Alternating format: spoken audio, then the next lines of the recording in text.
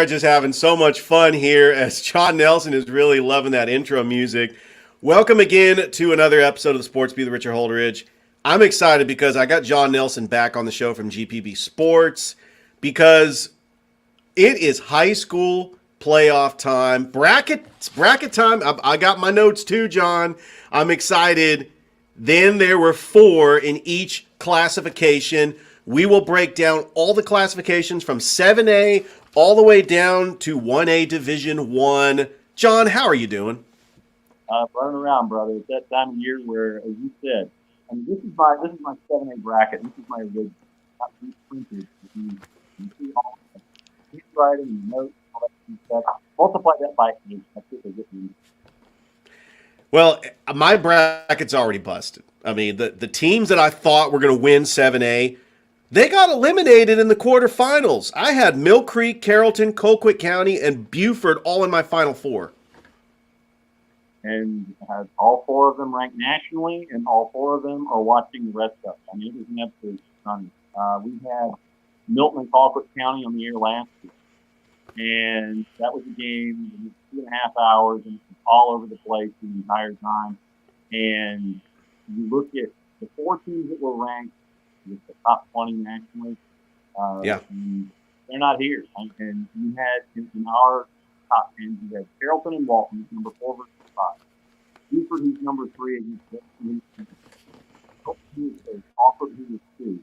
Mill Creek, who is our number 1 with these people, and then Camden County. And so, literally, and we have Jeff Heron on the football podcast.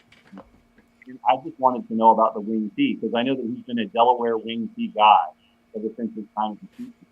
And hey, look, you and I both know, when it comes to the wing T, if you get 10 feet each and every time you are in possession, 10 times 3 is 30.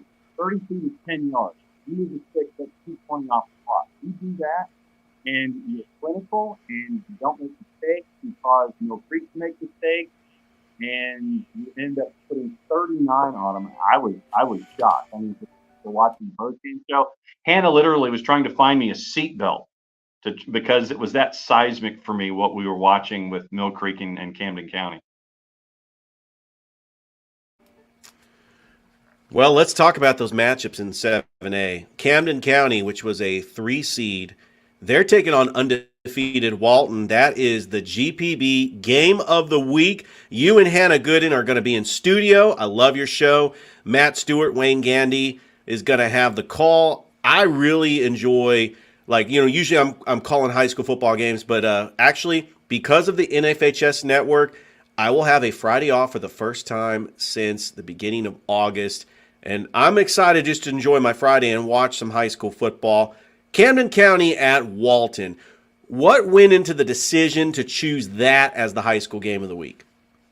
You've got a Southern team, and Georgia Public Broadcast.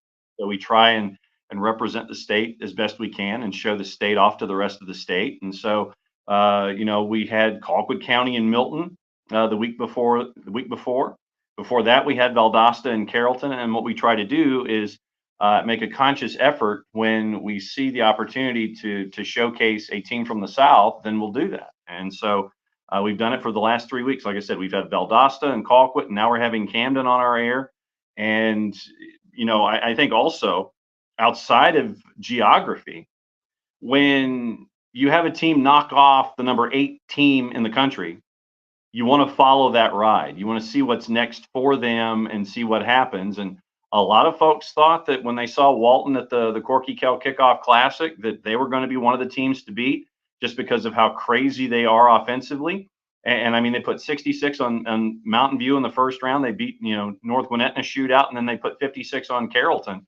So you've got, once again, the setup like we had last week, where you have an electric offense that likes to do spread. They're out all over the place. They're over here, they're over here, they're over here, they're down here, and then Camden County, who's more than happy to sit there and look at the attack and go, okay, I see what you're doing here, and so here's my solution. Try and stop me. And Mill Creek didn't do that, and so Camden County is the only unranked team, and it's a fantastic story, and it's a Southern team coming north.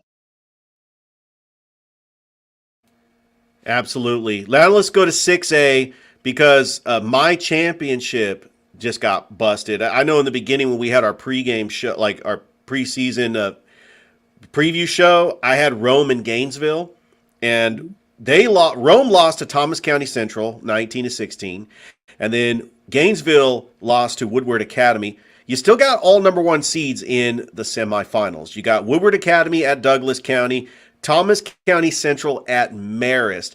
Was there any shockers in 6A when it comes to the semifinals? I think a lot of folks are looking at Lee County. I think that was one. I think that Gainesville. I know a lot of folks had seen Gainesville's number one team all season long, and they were looking at Gainesville there. Upper right, you're looking at contrast to styles. What was going to win out? Was it going to be Roswell and them putting 50 points on the board consistently, or is it Marist and their their veer and the offshoots that they've taken from that, where they do integrate some of the passing game?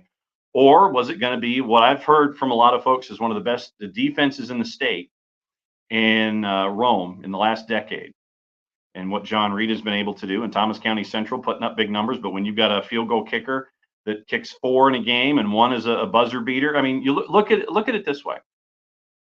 Upper half of the bracket, Douglas County put 59 on Lee County, which that to me was a shocker. I'm just used to Johnny White with a fantastic defense, and the fact that they just out-sprinted Lee County, that was a bit of a surprise for me. So you had all the offense on the northern half of the bracket, with Marist putting up 48, Douglas County putting up 59, and then down low, Woodward Academy, who scores with about 2.5 minutes to go and holds on with an interception late, and then Thomas County Central with the 4 field goals and the buzzer beater. And so it's like you had all the offense on the top side, all the defense on the bottom side, and it was a great defensive game plan from Woodward Academy, great defensive game plan from both John Reed and Justin Rogers. And it came down to special teams. A lot of folks don't look at special teams until the postseason, and special teams really can work wonders for you, whether we're talking place kicking or punting. So far, 7A, 6A, we don't have defending champions. Neither is 5A. Ware County is out of it as well. Warner Robins, who went to the championship and lost to Ware County, they're out of it as well, as they lose to Creekside. Let me tell you, I'm very impressed with this Creekside team. They only had one loss, but it was 62-0 to probably the best team in the entire nation, Mater Dei. This is where Bryce Young went to high school. It's in California. I mean, they schedule tough games. Creekside is hosting Jefferson. Jefferson, they actually, with downtown Sammy Brown, one of the best running backs in the nation. He's rushed for over 35 touchdowns and almost 2,000 yards this season. Harris County really didn't have an answer for him. I know that game was close. It was 14-12 at the half. In fact, it was 21-12 going into the fourth quarter. I know down here in Columbus, we were all rooting for Harris County. I thought Jefferson was too much. They move on to take on Creekside. And then on the other side of the bracket, you got 2 undefeated teams, Coffee and Cartersville. Once again, in 5A, you got number 1 seeds in the semifinals. How are you looking at as far as the 5A bracket goes? Right-hand side with Cartersville and Coffee. You had them going up against the 2 remaining 4 teams. And I've got to tip my hat to what Coach Walsh did at Jenkins Savannah, and with what Coach Gates was doing with his pass this year. But when you run into those buzzsaws with Cartersville and Coffee, we had Mike Cole on the first team. So Coffee's in number 1. Is making the season for a reason, number 2 in the poll. Number 1 team in the postseason, and I'm looking forward to that one. On the right-hand side, you mentioned Creekside. We have Maurice Dixon, the head coach of Creekside, on with Jeff Herron this week on the podcast. And when I talked to Coach Dixon before the season started, I wanted to know how that matchup with Mater Dei came to be. And what Maurice Dixon wants to do is he wants to get Creekside noticed on a national scale. And when you have these matchups against these teams that are ridiculously talented out in California in the CIF Southern section, you learn a lot about yourself. And Coach Dixon goes into that on this week's podcast, tease. And so you've got Creekside, who's really doing well offensively and putting up some big numbers. Jefferson, and we talked about Sammy Brown and what it's like to go up against him, but he's not the only thing that's there for Travis Nolan and the Jefferson Dragons. I think that the Creekside Jefferson game might go for a while. I think that Cartersville and Coffee might be in a phone booth, and I think that that one would be a fun one to watch in a phone booth. I think that it's going to be Cartersville and Coffee might be one in the trenches. I think Creekside and Jefferson might be one on the edges, and so it'll be another good contrast to styles in 5A. All right, now let's go to 4A, where we could have a repeat champion. In fact, we could have a team that will win 3 in a row. Benedictine. I mean, in 2021 they beat Carver. Last year they win the state championship, and they're taking on Stockbridge, and they had to win 2 road games. I mean, Benedictine. Actually, no, that was Fitzgerald. Benedictine. They're number 1 seed, but they were hosting a game at home against North Oconee, but they go on the road to Stockbridge, a team that's 11-2, and then Perry, a 2 seed. Stars Mill will host a playoff game. Stars Mill has really become this team that's come out of nowhere to win the region, a tough region with Troup County and LaGrange, but they're in the semifinals. I mean, what does it look like for 4A? I mean, especially with Benedictine with a chance to three-peat. Well, Benedictine, one versus 2. Benedictine and North Dakota. And started out as the first team, and Benedictine settled down in 22. Stockbridge has kind of flown below the radar, and I know for a team that's ranked number 7 in the GPP poll, you sit there and go, "How is that possible?" Southern Crescent teams, for whatever reason, they end up just kind of flying below the radar when it comes to the regular season, and then you sit there and you're like, okay, they win a couple of games, and you learn a lot about teams that you wouldn't necessarily have been following during the regular season. Kevin Whitley had done a really good job at Stockbridge a handful of years ago, before Whit went on to college, and Stockbridge once again is cycling through, and their point totals are averaging in the 30s. I don't know if you're going to get into the 30s against Benedictine. Benedictine's not intimidated by any kind of a surrounding, and I think that a lot of folks thought that game against North Oconee, under normal circumstances, would be the championship game in Quad A. Right-hand side, Perry. Once again, they lose their starting quarterback to an injury, and they've had to figure out how to do things out of Region 2. They end up as the 2 seed, losing to Spalding. And Perry has won it a bunch of different ways. They won in the opening round with their offense. They go to Bainbridge in round number 2 and win a 7-3, just a slugfest. Then they put 34 on Stevenson on the road. We caught up with Kevin Smith on the bus on the way home, and it was great to see what it meant to Perry to be in a semifinals. Stars Mill, you mentioned them. Stars Mill's been putting up big numbers. They went on a 41-yard Hail Mary with no time left on the clock. And I wonder, from a Stars Mill perspective, and Chad Phillips, their head coach, you wonder what their energy level is going to be like heading into that game on Friday. Will they have emotionally and physically recovered from that massive high in the win against an undefeated Central Carroll team to go up against the team? You're going to be at home, but you're going to go up against a very, very tough team in Perry that seems to have found themselves on both sides of the ball right now. And now let's go to 3A, where Calvary Day, one of my favorites to win the state championship, unscathed, undefeated, 13-0. In fact, the team that's in their region is actually not too bad. Savannah Christian, they were a number 2 seed. But because of that, Carver is going to be hosting a game at Otis Spencer Stadium Friday. I mean, this is going to be a huge game down in Columbus. I think Savannah Christian is a very talented team. They were in a tough region with Calvary Day. And then Cedar Grove, the runners-up from last year, have got something to prove.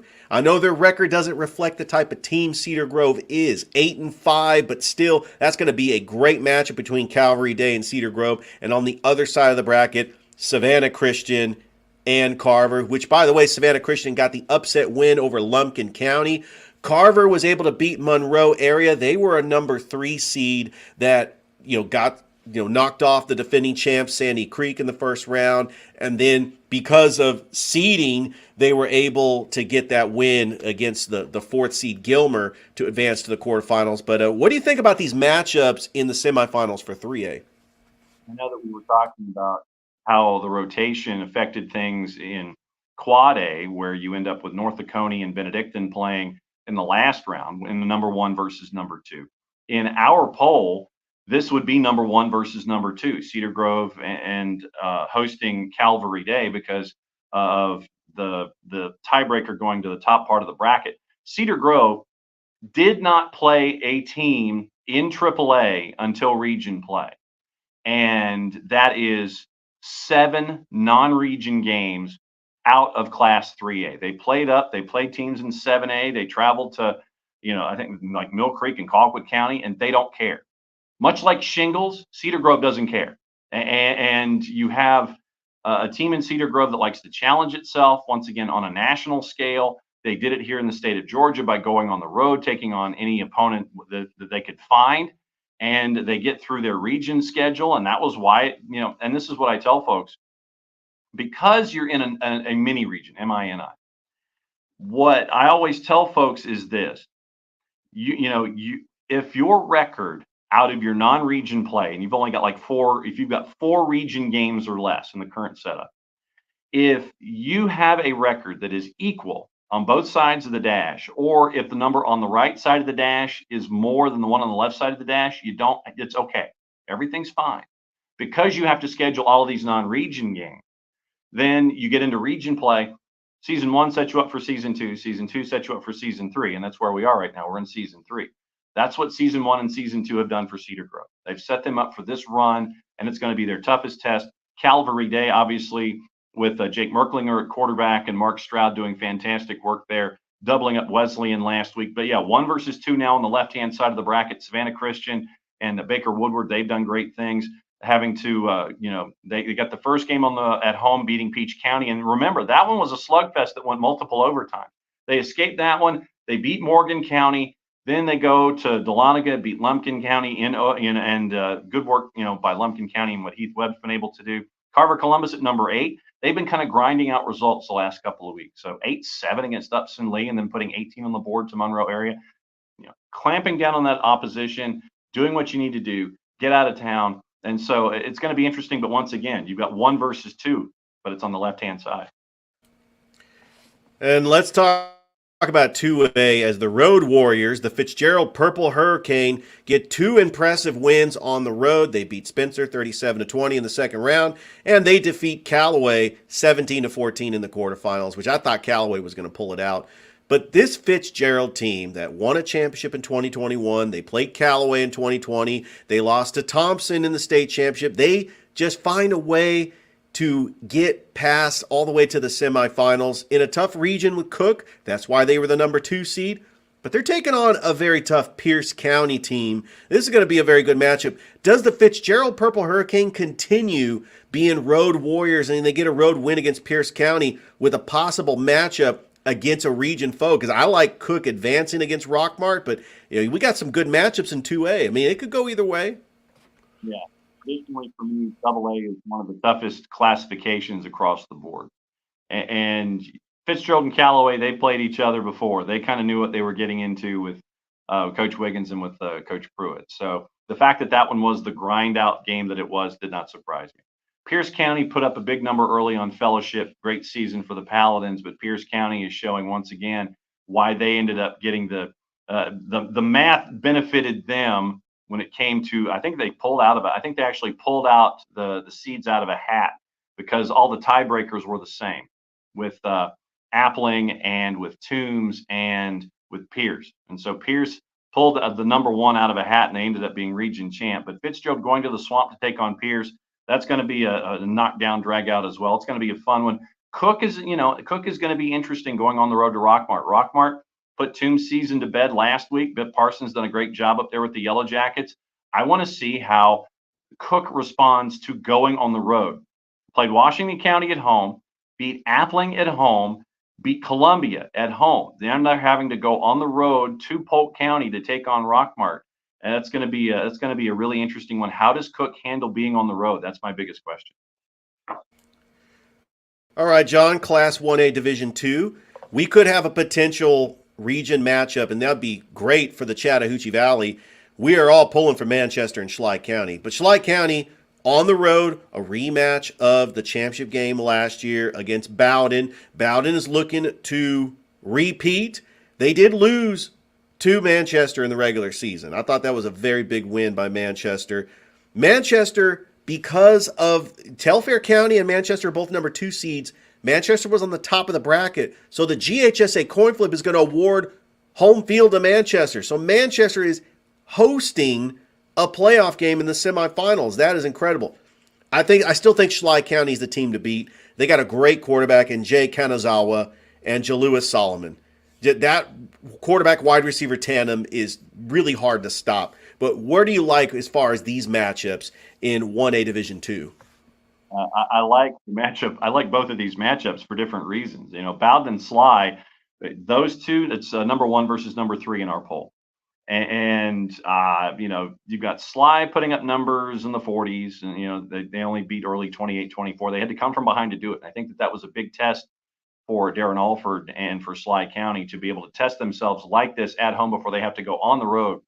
And this trip to Bowden is, as my friend Tommy Palmer used to call it, a pack a lunch and a dinner trip. And this also might be pack a lunch, a dinner, and a midnight snack if you're going from Ellaville to Bowden. That is not just going down to the corner store and checking out something at Callaway Stadium or looking at the solar panels at the exit and then pulling off and going to see something at Troop High. It's not that close. It is a trip. And you mentioned Telfair and Manchester with what Coach Holmes is doing down there. I mean, you're down to clinch. You score to make it 17-14. You recover the onside kick, but there's a flag. You have to recover the onside kick again. You drive down and score with about 80 seconds to go, and then you hang on to beat Clinch in Homerville. So that's a great win on the road for them, and getting to rest at home against a Telfair County team that has never been this far in the playoffs before. It's the first time that they will have ever played in a semifinal, first time that they've had double-digit wins in like 30 years. Great work by what Matt Burleson and the staff have done there in McRae and Helena. And once again, Telfair, they've got to the big wins at home. They got the big win in round 2 at Portal, which was a 90-minute drive. Going from McRae Helena to Manchester is not like going once again from the solar panels at the exit to Troop High to go see something at the gym. It's a trek. And so I want to see how Telfair handles life on the road. I want to see how Sly handles life on the road. Like I said, I'm looking at these two matchups. It's going to be fun for different reasons. And finally, Class 1A Division 1, where we could have a repeat champion, Prince Avenue Christian, who I think their path was a little bit easier because they did have that forfeit win against Athens Christian, who, because there was only 4 teams in that region, Athens Christian did not win a single game, and they had a forfeit because they didn't want to play that game. Bryan County is going to be at Prince Avenue Christian. On the other side of the bracket, Swainsboro at Brooks County. We could get another championship rematch, Swainsboro at Prince Avenue Christian. What do you like in this bracket? Well, Bryan County, Sherrard Freeman, what they've been able to do down there in Pembroke has just been amazing. I think Sherrard's in his 4th year there. And to get this deep into the playoffs, I think this is their first semifinal appearance ever as well. So you got to tip your hat to everybody down there in Pembroke. Going to Commerce and beating Commerce. Going into this round that we just completed, going into the quarters, the 3 remaining teams in Region 8 were all around. Now they're not, because PAC would have been in there, and so PAC gets the win, and they advance over Irwin County. They had the forfeit over Athens Christian, so PAC didn't have to deal with Region 8. Bryan County beat Commerce. Commerce was your region champ out of Region 8. Swainsboro beats Elbert County on the road by 6 at the Granite Bowl. Elbert County was your 2. Then Brooks County beats Rabun County. Rabun County was your 3, traveled all the way from one end of the state to the other. And I'm not kidding. You went from Tiger to Quitman. That literally is like, I mean, that is one of the longest treks that you could ever make. And Rabun County loses to Brooks. Maurice Freeman, once again, another one of those teams that you look at that win-loss record going into the playoffs, and you got the thought bubbles and the question marks going on over your head. But you get into region play, you take care of business. You put 56 on Crawford County in the first round. You beat Dublin in round number 2, which was a really interesting matchup because Dublin was a 2 seed. Dublin had to travel to Quitman. All of this has been done in Quitman for Brooks County.